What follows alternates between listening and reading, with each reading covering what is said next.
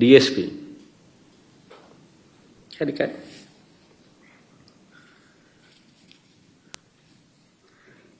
Pulivendula ZPTC పరిస్థితులు ఇలా ఉంటే నేనేం తక్కువ తిన్నానంటూ మరో మంత్రి రాంప్రసాద్ రెడ్డి తన నియోజకవర్గంతో సంబంధం లేదు, తన పరిధిలో లేదు, ఒంటిమిట్ట మండలంలోని చిన్న కొత్తపల్లె గ్రామానికి వెళ్ళి అక్కడ బూత్లో ఆయన రౌడీజం.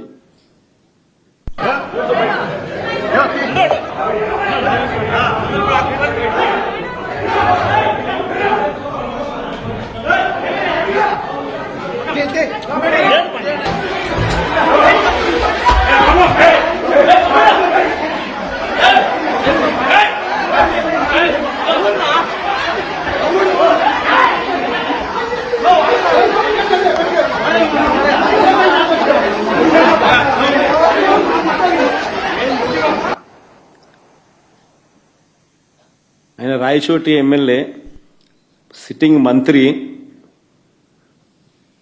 ఒంటిమిట్ట మండలం జెడ్పీటీసీకి సంబంధించి అక్కడ ఆయన చేస్తా ఉన్న దారుణాలు కొత్తపల్లెలో ఈ ఘటన జరుగుతూ ఉండగా తీసిన వీడియో ఫుటేజ్. నేరుగా బూతులేకి పోవడం, ఏజెంట్లను లాగేయడం. ఇక్కడ ఏజెంట్లను లాగేసినారు, బూతులేకి పోయి ఏజెంట్లను లాగేసినారు. లాగేసి ఏజెంట్ను తంతన్నారు. ఏజెంట్ను తంతా ఉన్న ఫోటో మంత్రి సమక్షంలోనే.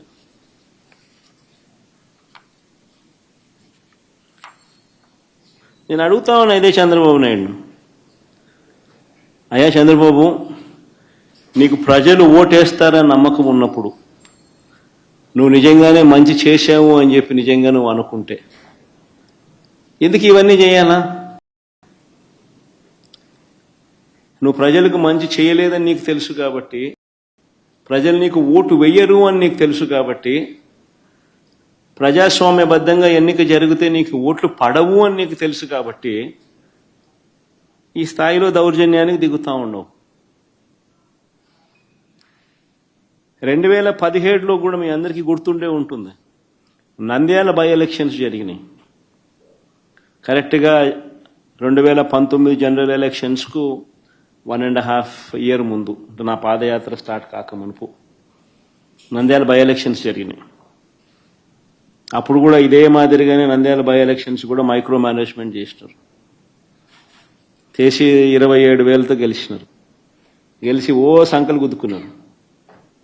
27,000 గెలిచినా వైఎస్ఆర్సీపీ పని అయిపోయింది, తెలుగుదేశం పార్టీ బాయింట్గా ఉంది, బ్రహ్మాండంగా ఉంది అని అందరితో నన్ను తిట్టించినారు, వైఎస్ఆర్సీపీని తిట్టించినారు, తెలుగుదేశం పార్టీ బ్రహ్మాండంగా ఉందన్నారు. కరెక్ట్గా 1.5 year తర్వాత అదే నంద్యాలలోనే 35,000తో గెలిచినాం వైఎస్ఆర్సీపీ. రాష్ట్ర వ్యాప్తంగా కూడా చంద్రబాబు నాయుడు భూస్థాపితం చేసిన ప్రజలంతా.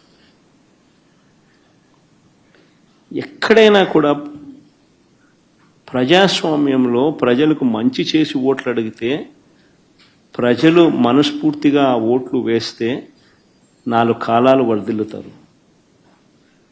ఈ మాదిరిగా దౌర్జన్యాలు చేస్తే ఆ దౌర్జన్యాలంతా కూడా టెంపరీగా మీకు ఏదైనా ఉపయోగపడతాయేమో కానీ చివరికి వచ్చేసరికి కన్ను మూసుకొని కళ్ళు తెరిచేసరికి 1.5 year అయిపోయింది. అప్పుడే కన్ను మూసుకొని కళ్ళు తెరిచేసరికి మరో 3 ఏళ్ళు కూడా అయిపోతాయి. ఆ 3 ఏళ్ళు అయిపోయిన తర్వాత తెలుగుదేశం పార్టీ వీళ్ళు చేసిన అన్యాయాలకు, దౌర్జన్యాలకు, అబద్ధాలకు, మోసాలకు ప్రజలు ఏ స్థాయిలో బుద్ధి చెప్తారు అని అంటే, డిపాజిట్లు కూడా రాని పరిస్థితి లేకపోతారు వీళ్ళంతా. ఇది వాస్తవం. జరగబోయేది కూడా ఇదే. నేను గట్టిగా డిమాండ్ చేస్తా ఉన్నా, ఇదే పెద్ద మనిషి చంద్రబాబు నాయుడు గారిని డిమాండ్ చేస్తా ఉన్నా, కొద్దో గొప్ప ప్రజాస్వామ్యాన్ని ఎవరైనా కూడా గౌరవించే వాళ్ళు ఎవరైనా ఇంకా వ్యవస్థల్లో ఇంకా ఉంటే వారికి కూడా విన్నపం చేస్తా ఉన్నా.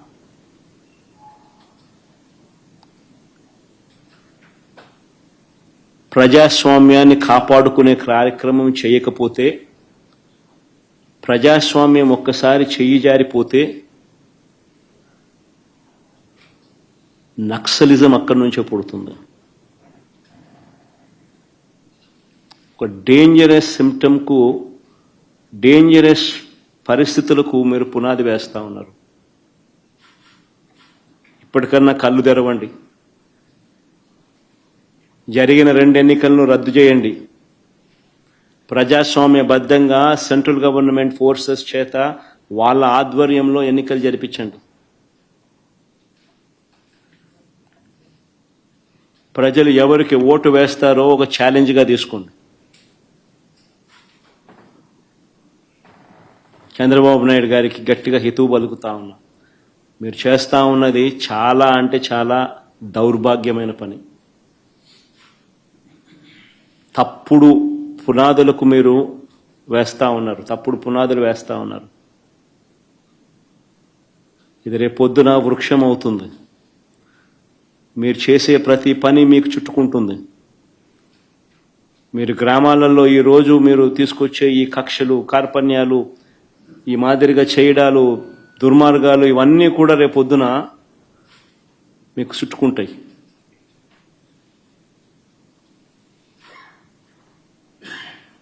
ముఖ్యమంత్రిగా ఉన్నావు, నీ జీవితానికి బహుశా ఇది ఆఖరి ఎలక్షన్ కావచ్చు. రామకృష్ణ అని అనుకునే ఈ వయసులో కనీసం ఆ మాటలన్నా అనుకుంటే పుణ్యమన్నా వస్తుంది. ఈ మాదిరిగా చేస్తే నరకానికే పోతావు. ఇప్పటికైనా మార్పు తెచ్చుకో చంద్రబాబు అని హితవు పలుకుతా ఉన్నా.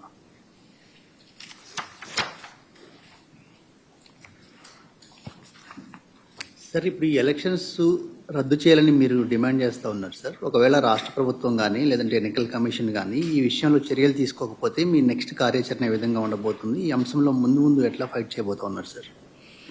బేసికలీ ఈ మాదిరిగా ఎలక్షన్ జరిగేట్టుగా అయితే ఎలక్షన్ అనే దానికి మీనింగ్ ఏముంది? ఎందుకు ఎలక్షన్ జరపడం? ఎందుకు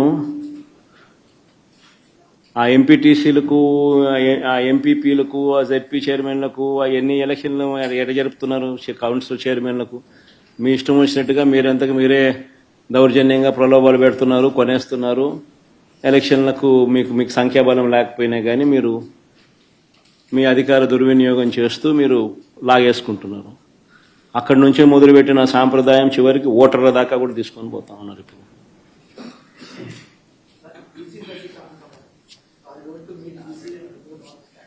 ఇవన్నీ కూడా అంటే అన్ఫార్చునేట్గా స్టేట్ ఎలక్షన్ కమిషన్ అన్నది ఒక డమ్మీ పాత్ర కన్నా దారుణమైన పాత్ర పోషిస్తూ ఉంది.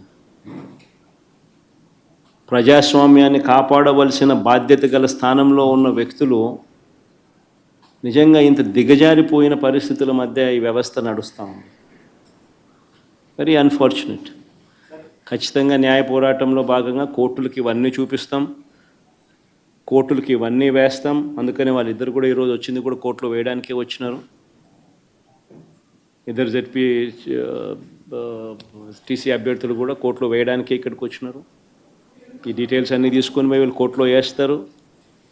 న్యాయస్థానం ముందర ఇవన్నీ కూడా ఉంచడం జరుగుతుంది. డిమాండ్ వుడ్ బి కేంద్ర బలగాల చేత, కేంద్ర బలగాల ఆధ్వర్యంలో ప్రజాస్వామ్యబద్ధంగా ఎన్నికలు జరిగించాలి అన్నది డిమాండ్ ఉంటుంది. ఆ డిమాండ్తోనే కోర్టుకు కూడా ఆశ్రయించడం కూడా జరుగుతుంది.